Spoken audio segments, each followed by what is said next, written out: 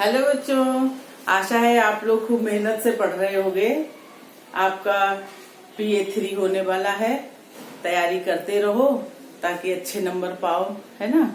और आजकल आप लोग पढ़ रहे थे चैप्टर अब कहाँ दूसरे के दुख से दुखी होने वाले। बच्चों, निदा फाजली द्वारा लिखित इस पाठ में तुमने मानवतावादी महापुरुषों के बारे में पढ़ा और तब जो समय था निदा फाजली ने ये लिखा, पहले का समय और अब के समय में उन्होंने कितनी भिन्नता बताई कि पहले के लोग दूसरे के दुख से दुखी हो जाते थे और आज के भौतिकतावादी युग में है, पैसे की लालसा में बाप बड़ा ना भैया, सबसे बड़ा रुपया है। ऐसे माहौल में अब ऐसे लोग बहुत कम मिल रहे हैं जो दूसरे के दुख से दुखी हों, है ना। तो अब आज पहले तुमने इनका सारांश भी पढ़ लिया और प्रश्नोत्तर सारे कर लिए। अब आशय स्पष्ट कीजिए, है। अगला प्रश्न बनता है, आशय स्पष्ट कीजिए। नेचर की सहन शक्ति की एक सीमा होती है। नेचर के गुस्से का एक नमूना कुछ साल पहले बम्बई में देखने को मिला था। वर्ली के समंदर के किनारे, बांद्रा में कार्टर रोड के सामने, गेटवे ऑफ इंडिया पर है। तो ये जो आशय है, नेचर की सहन शक्ति की एक सीमा होती है, इसका तात्पर्य ये है कि तुम्हें तो ये पता ही है कि लेखक ने एक जगह पर उल्लेख किया है कि बिल्डर जो थे वो कई सालों से बिल्डिंगें बनाते जा रहे थे और समुद्र को पीछे धकेलते जा रहे थे।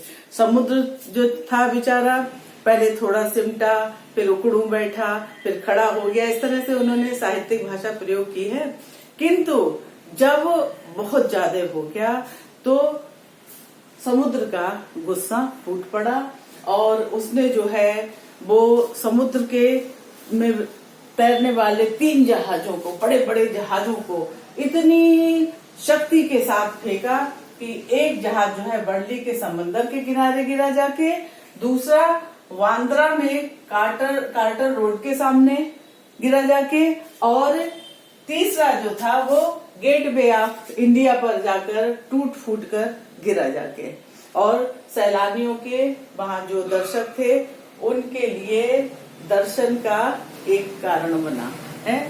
सैलानी वहां पर गेटवे ऑफ इंडिया पर आए हुए थे, उन्होंने देखा कि कैसे जहाज के टुकड़े टुकड़े हो गए। तो बच्चों को पता होना चाहिए कि जो समुद्र में जहाज तैरते बहुत बहुत विशालकाय होते हैं, बड़े बड़े होते हैं।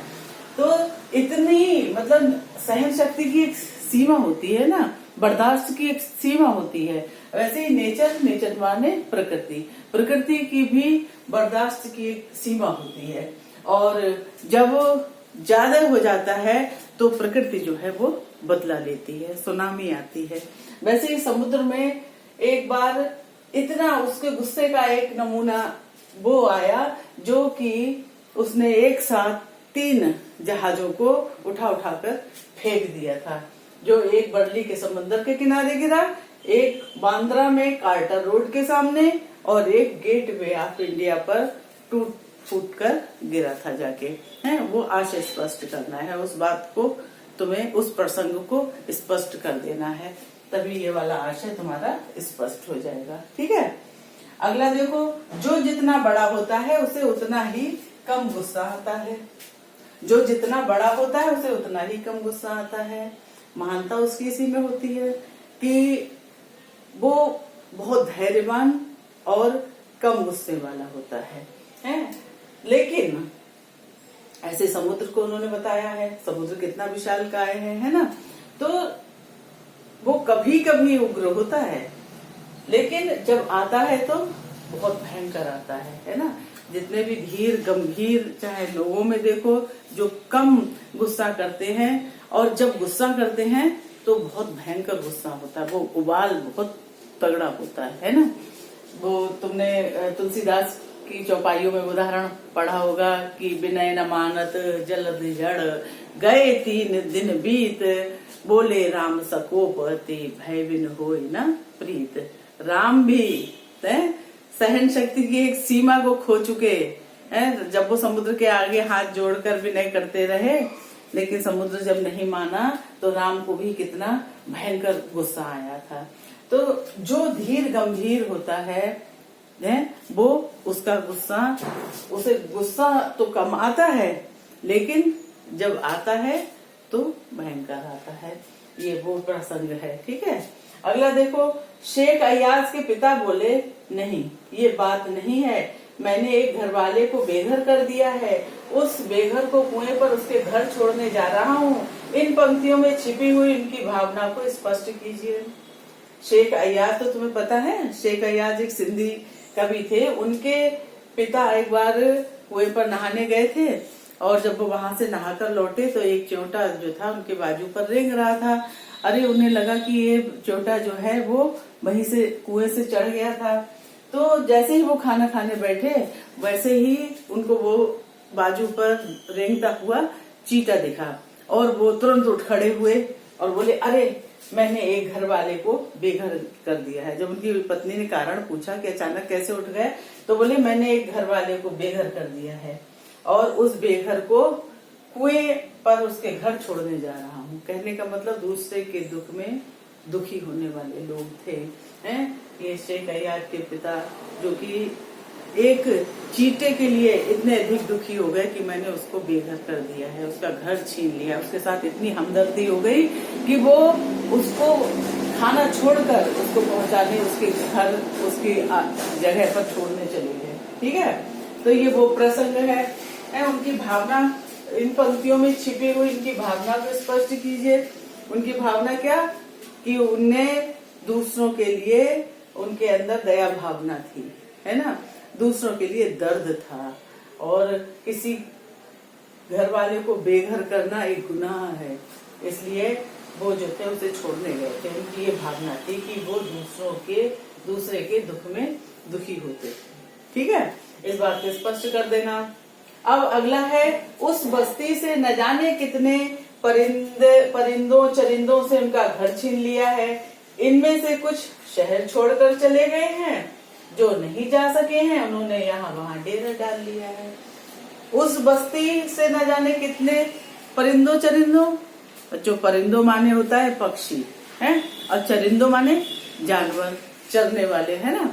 तो यहाँ पर लेखक ने यही बताया है कि जहाँ जंगल काटे गए हैं तो वहां पर गांव के गांव बसा लिए गए, कॉलोनी बसा ली गई, वहां पर बिल्डिंगें बन गई। तो उस बस्ती से न जाने कितने परिंदे चरिंदों से उनका घर छीन लिया। उस बस्ती में जो जंगल थे उसमें कितने पक्षी रहते थे पेड़ों पर, कितने जानवर वहां रहा करते थे, हैं। तो उनसे उनका घर छीन लिया है। किसने? उस बस्ती ने, जहाँ पर बस्तियां बस गई हैं, जहाँ जंगल थे पहले। ठीक है, और इनमें से कुछ शहर छोड़कर चले गए हैं, कुछ पक्षी और जानवर जो हैं वो जहाँ पर रिहायशी बस्तियां बस गई वहां से शहर छोड़कर ही चले गए।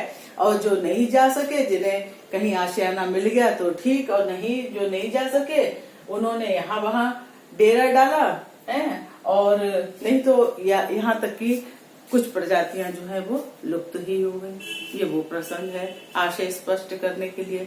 तो इस तरह से बच्चों आपने देखा कि इस पाठ में लेखक ने अब कहाँ दूसरे के दुख से दुखी होने वाले, शीर्षक ही ऐसा बना दिया कि आम आदमी को, हम सबको, आने वाली पीढ़ी को सचेत करता हुआ सब प्रतीत होता है कि मानवीय दृष्टिकोण या मानवता जो है वो कितनी जरूरी है।